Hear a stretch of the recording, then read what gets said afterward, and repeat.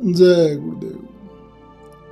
सरिता बहन जी का बतलाया हुआ एक और संस्मरण आज यहाँ प्रस्तुत है।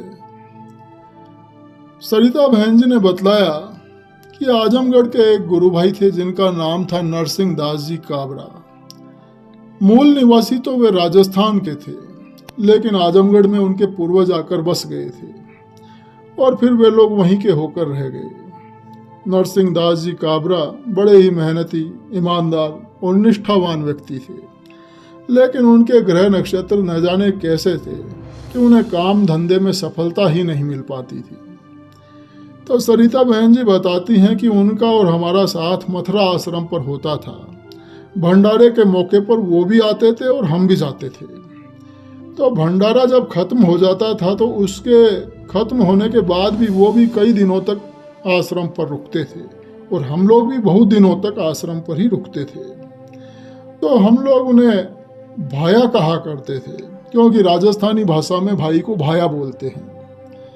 तो आश्रम पर रहकर साथ में सेवा करने का खूब मौका मिलता था। तो एक बार की बात है, परम पूज्य स्वामी जी महाराज ने खेत से ताज़ा पालक कटवा कर भिजवाया। पूरा खांचा भरा पालक था और स्वामी जी महाराज ने यह आदेश भी दिया कि पालक का साग अभी बनेगा। तो पालक आया तो भाया ने कहा कि चलो सब लोग पालक काटो। तो सरिता बहन जी बतलाती हैं कि उस समय मैंने अपनी अक्ल लड़ाई और कहा कि इतना सारा पालक काटने में बहुत समय लगेगा, ये तो गल ही जाएगा। ऐसा करो, इसको खूब धुलवा लो और धुलवा कर खड़ा ही छोंक दो। तो भाई नरसिंह दास जी बोले कि ये बिल्कुल सही रहेगा, बिल्कुल ठीक बात है। तो पालक धुलकर छोंकने के लिए तैयार हो गया। भाया ने कढ़ाई चूल्हे पर चढ़ा दी। तो जो ही कढ़ाई चूल्हे पर चढ़ाई कि इतने में ही परम पूज्य स्वामी जी महाराज वहाँ आ गए और बोले कि नरसिंह दास क्या बना रहे हो? तो गुरु भाई नरसिंह दास जी बोले कि सरकार पालक छोंकने जा रहा हूँ। तो स्वामी जी महाराज बोले कि पालक तो कटा ही नहीं। जब स्वामी जी महाराज ने पालक को देखा तो स्वामी जी महाराज बोले कि पालक तो कटा ही नहीं, क्या गाय भैंस को खिलाओगे? इसको काट कर चढ़ाओ।